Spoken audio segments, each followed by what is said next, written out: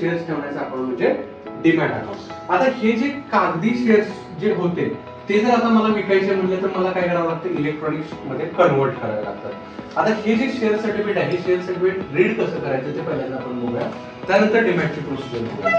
आता बघा की हे शेअर सर्टिफिकेट मी तुम्हाला इम्पॉर्टंटली का दाखवतोय, जर तुमच्याकडे असे फिजिकल शेअर्स असतील तर जर तुम्हाला विकायचे म्हणले तर आता तुम्हाला काय करावं लागतं, ते इलेक्ट्रॉनिक स्वरूपामध्ये पहिल्यांदा कन्वर्ट करावे लागतात.